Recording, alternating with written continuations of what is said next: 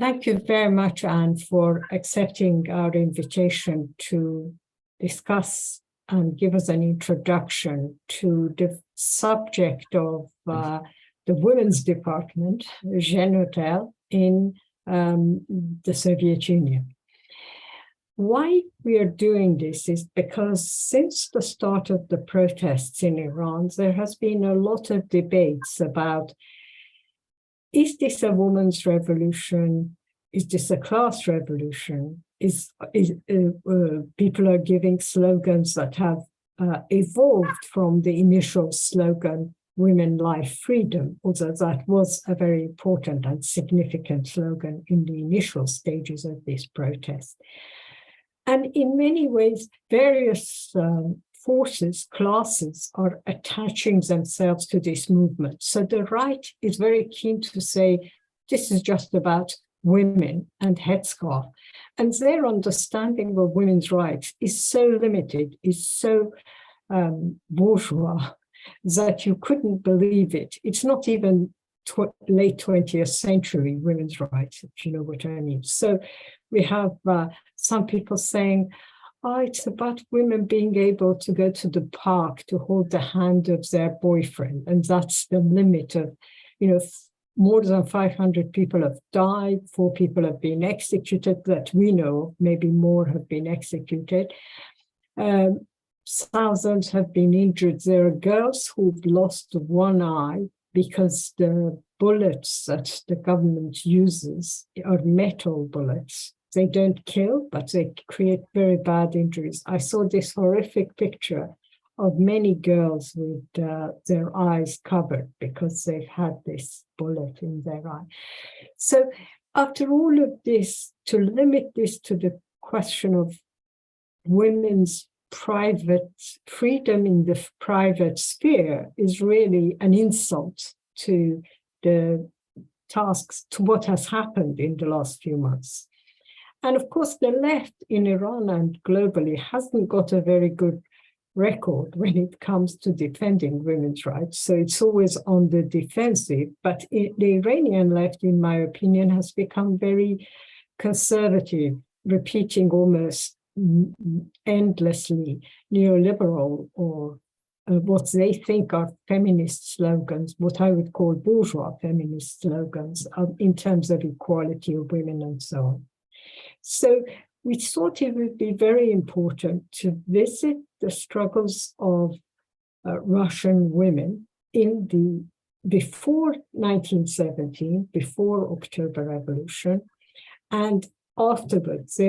They give us, from the talks you've given before, they give us such an insight into the kind of slogans that are important. I've been trying to say in Farsi, in Persian, in many of the meetings I've spoken, that we really have to go back to this whole issue of private property, family, and women's rights, that we can't separate, we can't just ignore that. And in Muslim countries, of course, that was very often understated because of the importance of the family. People didn't want to say anything against the family. So all in all, we are in a very difficult situation.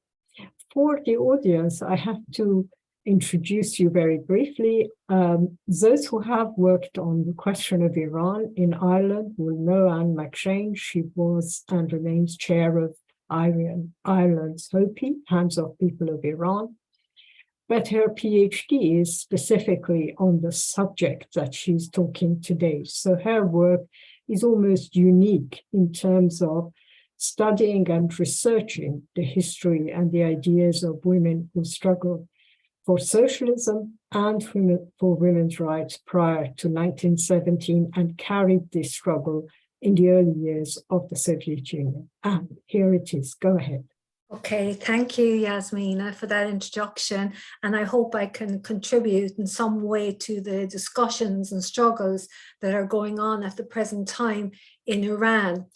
So for me, I think the motivation to study this question came from the understanding that the woman question, i.e. the struggle for women's emancipation, needed to be part of the struggle for socialism. And I wanted to know what exactly had happened in Russia, because up to when I began to study the subject, I didn't really understand what progress had been made and what this movement was all about. When you look at the academic literature on this question, you will see the main people involved, the main women involved, described variously as Bolshevik feminists, Marxist feminists, socialist feminists, always of some kind of feminist. And it almost makes it appear as though that they were first and foremostly feminists, and that they were secondly Marxist or socialists. And so anyway, so to me, that wasn't a satisfactory answer. So I began to look at the role of these women and how it all came about. So firstly, I think in order to understand the women's department of the Communist Party of the Soviet Union, actually it was the Central Committee, but for the purposes of this talk, maybe I'll just say Zhenotdel or women's section. So in order to understand it, you need to look, as you mentioned, at their experiences and writings in the period from, we'll say, from the formation, actually, I would say, of the Second International. In the late 1880s, August Bebel, who was a leading member of the German Social Democratic Party, had written a book called Women and Socialism, and Friedrich Engels had written a book called Origin of the Family, Private Property and the State. Now, I mention these now because these were very important texts for the women that came to form the Zhenotdel. Specifically, what both Engels and Bebel had done was look at some research done by Charles Morgan, who was an anthropologist and who studied what he described as primitive communism or early communism, and looked at the ways in which women and men had related to each other within a society that was not determined by private property. So in other words, a society which worked as a collective and which there was no ownership either of persons or of things. Now, those books can be read, and they are very interesting books to read and important, I think, for our movement. But there's no doubt that what the women, the leading women, were trying to do was to develop those ideas and to put them into practice, not in terms of trying to recreate that kind of society, but to take the lessons that you could learn about human beings and human society and try to develop them. So both Bebel and Engels had proposed that one of the first things that should happen in any socialist society was that the collective, that childcare and housework and domestic labor should be removed from the private sphere of the family and socialized. And this was something that was extremely important and remains extremely important. And I would say extremely important for the situation in Iran now, because it meant basically that A, there was some sort of collective responsibility, and that B, that meant that women were able to go to meetings and events and just, participate fully. And that this was, an immediate demand, not something for the far future, but something that would ensure that women became fused with the movement for socialism, so that it's a universal project, not one that was led by men with women at its edges, with feminist calls for equality within the current society, but one that had a vision of a future society which was communistic. So in other words, that the answer to women's liberation lay in socialism and in communism. none of the women, so I'll name the main people, which I'm sure some of them will already be known to your listeners. Alexander Kollontai, who was very famous for taking part in the revolution and for her writings and for her sometimes very radical views on relationships, personal relationships. Ines Armand, again, somebody who was pivotal in the struggle. Nadia Krupskaya, Concordia Samalova. I can talk for, there are so many people who actually have not been known about, although they were central to the revolution. And the main person outside of Russia was Clara Zetkin. And she was extremely important, I think, in providing the link between the ideas that had been kind of first put forward by Babel and Engels and the international movement, including Russia. So in the Second International, there was a struggle between the reformers and the revolutionaries. And this even reflected itself in the woman issue, because those like in England at the time, and they called it England, but Britain, who wanted, equality under the present system, or the system at that time, wanted a kind of an incremental approach. For instance, on the vote, in the early 1900s, this was a big issue for women to get the vote. And they struggle within the Women's International, which was set up in 1907 by Clara Zetkin and Kollontai, was between those who thought that bourgeois women should get the vote first and lead the way for working class women, so that a vote which was based on a property qualification was a step forward.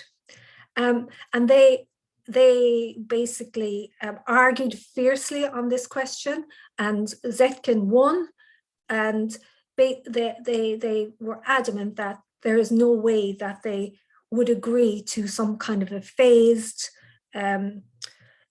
bourgeois attitude to this question. This was a question for the working class movement, and it had to be universal suffrage. There were arguments that, the women that we're talking about, many of them won't really understand politics, and their sisters in the suffragette movement in England will know more, but they just were not having it. And in fact, in England, that they didn't receive I think the vote for women was attained much later than it was in places like Russia and in other parts of Europe, precisely because they took that attitude. So that's one thing. That's about the struggle for the vote.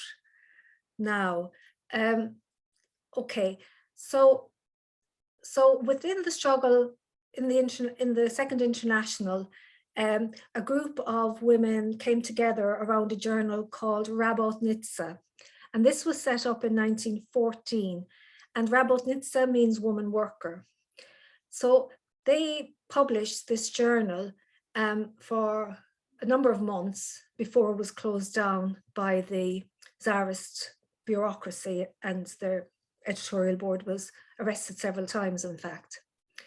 So this journal was, again, like a step towards, in Russia, making the movement real, creating a working class women's movement and putting the Bolsheviks in the leadership of that movement. Now, I would have to say that the Bolsheviks were not always great on the question. Lenin is known to have been very good, and there were others, but there was a conservative attitude about women. I think they were just so used to them not being involved that they thought, in a way, that when they have the revolution, then after that they can start to get involved, rather than messing things up too early a stage. And probably they thought that many of the issues that concerned women were like trivial, that they were, maybe they kind of in their minds accepted the arguments that issues of women's rights, like democratic rights, private rights, were sort of a gloss, you know, like a more cosmetic thing rather than something that really mattered to the movement. Anyway, so they published this journal, and it was like it popularized their ideas on the right to vote, the campaign for an 8-hour day, rights in the factory, the real needs of women. You know, like they pointed things out, like why it was even more important that women were properly paid and worked a day that wasn't, you know, 12 or 13 hours, because they had all of these additional responsibilities. Anyway, they addressed all these questions. They wrote about Babel's book as well in a popular fashion. And their attitude there was that society changes. You know, women haven't always been in this position. Women in Iran haven't always been in this position. They're not like some kind of inert force in society that we're going to be changed to the, you know, the inside of a house and told what to wear. Anyway, so that they argue that, and in fact, it was a very successful journal. They distributed it around the factories, particularly in St. Petersburg, where there were a lot of women workers in the textile industry, and there were meetings, discussions, and you can see in the journal that there were lots of collections taken up. It kind of felt like it was their journal. So anyway, so obviously the war came, the journal was stopped, and then during the war, there were other issues which came to the fore, although there was a women's conference in 1915. And I think that it would be fair to say that the women in the international, the best of them, were continued to be organized with Zetkin in that period. It was kind of one of perhaps the only parts of the international that retained some principles in that period, but not all of it, of course. So then I'm moving along, maybe I'm going too quickly, but in any event, the next part of the story, I think, is 1917. So in 1917, in February 1917, the women on the streets of Petrograd, as it was then called, St. Petersburg, came out on strike.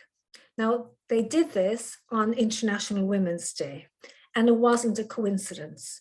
So International Women's Day was created under the leadership of Zetkin in the Second International, and it was 1911 was the first day, but in Russia, they really only started to organize around 1913 because of the problems they had with the state. You know, you can imagine at that time, it was tremendously difficult to do anything. The state forces were very penetrated into the movement and found it very easy to swoop in and arrest people.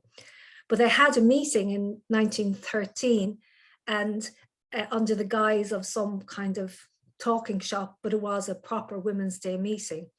Then, because of Rabotnitsa, they kind of developed their influence. The Bolsheviks were able to develop their influence, and on the Women's Day, which was actually in February under the old calendar in 1917, the women had been having meetings to discuss the situation. Obviously, the war was going on. There was a lack of food. You know, the slogans "Land, Peace and Bread" developed out of those strikes. And in any event, they marched from their factories, went out and called the men out, and went, you know, there are very descriptions of very dramatic scenes as they slid down the banks of the Neva when the soldiers and military blocked the bridges. They were a tremendous force. And the Tsar regime toppled under the pressure of this movement. So they were the first strike of the revolution. It's often thought that they were like an elemental force, that they didn't have any real grasp on politics. But although I think it's true to say that because they weren't organized in the same way as men in the factories were, there would have been an education issue, but nevertheless, I think what they were discussing at the time was their self-liberation, and they decided to act on it. But they called out their comrades. They saw men as their allies in this struggle. And after the Revolution of February, Rabotnica was relaunched, and they began to organize around various committees in the cities, Moscow and St. Petersburg. There were various strikes, laundresses, soldiers' wives, peasant women. Lots of them were involved at that stage. And there was a real movement in that period, and the Bolsheviks were extremely popular because of the work that they had done, I think, particularly before the revolution, and also the agitation and work that was being done by the Kollontai Armand and all these people who had returned from abroad where they had been an immigrant to take part in the revolution. And then moving quickly on, we have the revolution in October 1917. So the movement of women definitely doesn't stop there. And after the revolution, you have some of the most, well, not some of the most, but the most progressive laws at that time put into place in any other country, any country. Women were declared equal under law. They had the right to vote, free divorce on demand. You know, so many of those formal rights that had been absent and continue to be absent in other parts of the world were theirs. But and people like Alexandra Kollontai, she became commissar for welfare. They began to organize to implement their plans they'd always had to create options for people to eat publicly. There were canteens set up right through Moscow and St. Petersburg, workers' canteens. There were childcare facilities set up, connected to factories. Lots of different initiatives were taken. But then there was the Civil War, and women were really, what happened there though is that women were expected to go to work, and they did, because as in any war, women do become more involved in the workplace in the absence of men, and they were involved in the workforce, but they were complaining that the rights that they had been formally given were not amounting to much in terms of particularly childcare, communal, socialization of domestic labor, even to the point that the fact that they were not able to manage, they could not cope with the pressures they were under. And unlike before, where they had no voice, now they did have a voice, and they made their voice clear at a congress that was arranged in late 1918, which was a very, very important turning point. So in late 1918, there was a Congress of working and peasant women held in St. Petersburg. And it was, an event that was expected to be quite small, but in reality, it turned out to be much bigger. Actually, I said St. Petersburg, it was actually Moscow. It was in Moscow this event took place. Because Moscow was now the center. And at that event, they decided that they couldn't wait any longer for the party or the Soviets to do something, that they were going to organize themselves. So they decided to set up what they called commissions, and these commissions were to be connected to the party organization, if they were able to make that connection, or to Soviets. And these commissions basically were to do, a wide range of things. But at the heart of it was to allow women to be involved in the development of Soviet society as equals. So So yes, so this was enormously popular, and almost immediately women began to organize, and you can read lots of descriptions about this in other writings at the time, and in the memoirs of people who were involved.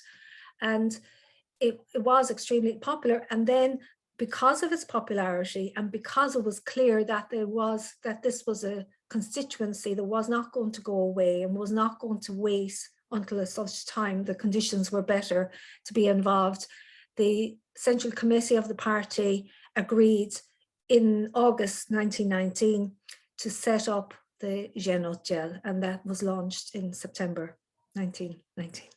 So that's my kind of summary. That's my summary, long summary. Yeah. Thanks very much. That's a lot of information. And I need to ask a few questions, if possible, to just get it back. But that was great. I mean, it gives a whole set of events that inevitably lead to the other events.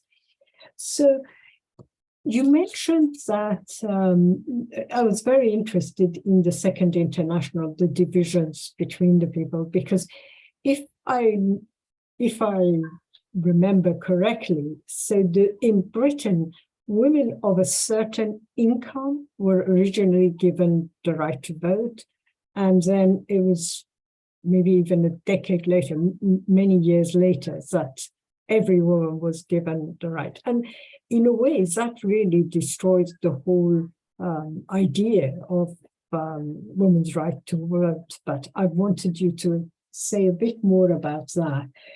And I also wanted to know this whole question, when before the revolution, when women were trying to set up or increase the participation of women in protests, in the struggle for socialism, or the struggle to overthrow the Tsar, for the revolution. How successful were they, and what steps were taken, practical steps were taken, in terms of getting more women out? You did mention that women participated in the protest. So what practical steps were taken to facilitate that, to help that? Facilitate women becoming involved? Yeah. Okay. So firstly, in relation to the right of women to vote in Britain, I'm just checking my notes there to be clear. So basically, in 1918, there was an act passed that all women over the age of 30 who could meet minimum property qualifications, and then, so that was in 1918, and then it wasn't until 1928, which was 10 years later, and I would say most definitely under the influence of the Russian Revolution, that all women and men over the age of 21 were allowed to vote. So they allowed the movement to be split, really. And yeah, so just on that question firstly, so it's interesting, you know, that when you look back at the debates of the time, you see individuals like Eleanor Marx, Marx's daughter, who was very prominent in the trade union movement in Britain at the time. And she was at the first congresses of the Second International, and she was a real strong proponent on this question. And she was withering in her criticisms of the women from the Fabian Society, in particular, who wanted to take this tack, take this approach. And there was, after they decided in 1907, they decided that basically, you know, they defeated them in the argument and said that the Congress was committed. When the Congress had to go and struggle for universal suffrage, that no ifs, no buts, right? If they were going to do it, this is what their policy had to be. But the Fabians and the English British law went away and did the opposite. They actually went and supported the suffragettes campaign for a partial franchise for women with property. And then they came back at the next Congress and said that they didn't want to be criticized for this. And there was a women's conference, and this was in 1910. And at this meeting,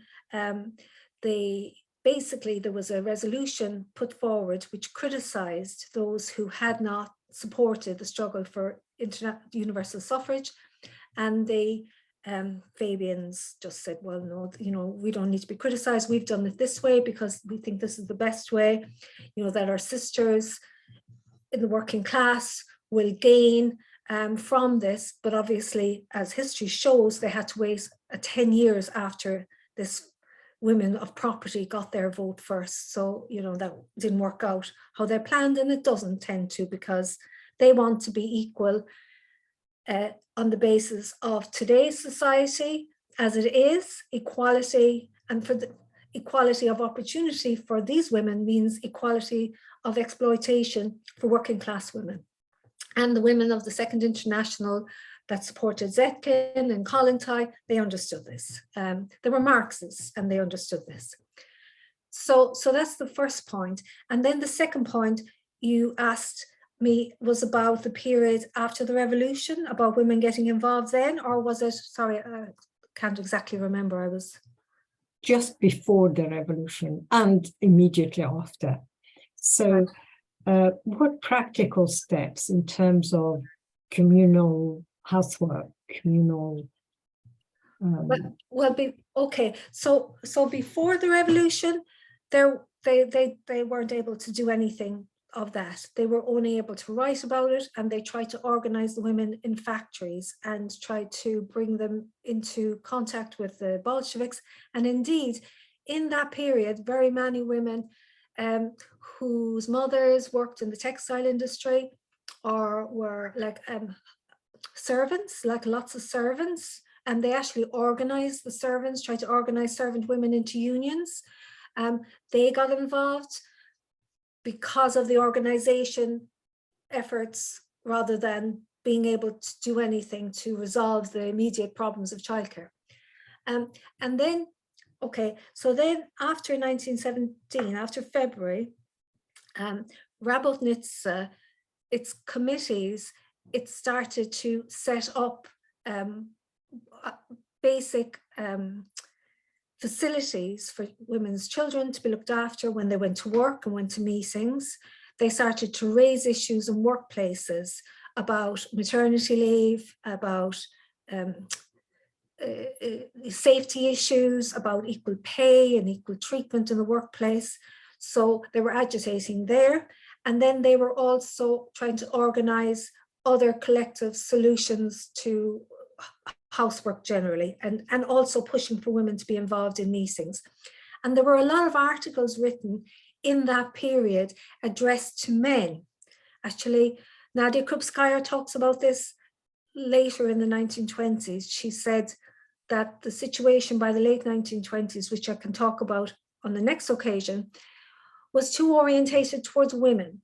Whereas at the beginning, they had addressed men and said, look, basically, this is a collective task. Women, your wives and your daughters, they need to be alongside you in the struggle, and you need to facilitate this. So, and they were argued with about the importance of having a universal approach and how they were inhibiting themselves by not agreeing to let them go to meetings, etc., etc. So that was, I think, an important practical thing. And it wasn't just the women of the Zhenotdel were writing about this. There would be Trotsky wrote about it, Zinoviev, like leading members of the party were writing. And also they were involved in the, excuse me, in the editorial board of Pravda. So Pravda would have had a lot of articles on this question also. And then they were involved, practically speaking, in the Civil War as well. They were involved in all the committees. They were not generally fighting, as in, armed fighting, although some of them did. But they were very involved in the medical care and other necessary services during the war. So, in fact, that was one of the things that the Zhenotdel promoted on its first, when it was formed, was that this fight, the war wasn't a fight that women were to be left out of, that they were to be involved at as high a level as possible and as integrated as possible a basis. So so there are some of the examples, but I think that in a way that it needed the clearer organization of the Zhenotdel to actually start to really make an impact. Before they were formed, it was more like, I suppose, individual and local initiatives as opposed to national ones. So, yeah. Thanks. One other question, and then we'll wrap it up. I mean, you mentioned this idea that is very common. We hear it all the time, that really there isn't a need for something like the Zhenotdel, that the revolution will happen and everything will be resolved afterwards, right? And we hear it even now. And one thing that has, in my opinion, increased this separation of women from the socialist struggle, the fact that they have moved on to separatist and often bourgeois feminist organizations, is this concept that, we don't need to worry about it. It will all work out because socialism is going to work out. I mean, from what you're saying, clearly, both the women who were active, but also the men, realized that unless this issue is raised before a revolution, during a revolution, there is no way it will happily happen of its own accord. So you have to have positive effort to organize, to mobilize, to work towards this. Am I right in my understanding? Yes, for certain. And I mentioned earlier about the fact that Colin Ty and all these people have been described as feminists, and that they weren't. And they said that at the time, they were sometimes called feminists by their own comrades. And they said, no, they're not feminists, but they believed in women's emancipation, and that women's emancipation was a central part of the struggle for universal liberation. But it needed to be argued for and fought for consciously. Again, a kind of a quote or a reference to something that Nadia Krupskaya said. She said that men often don't realize it because they don't go through the experiences that women do, what it is like to be without rights or to be denied a voice. So they need to be taught, and they need to become conscious of the question.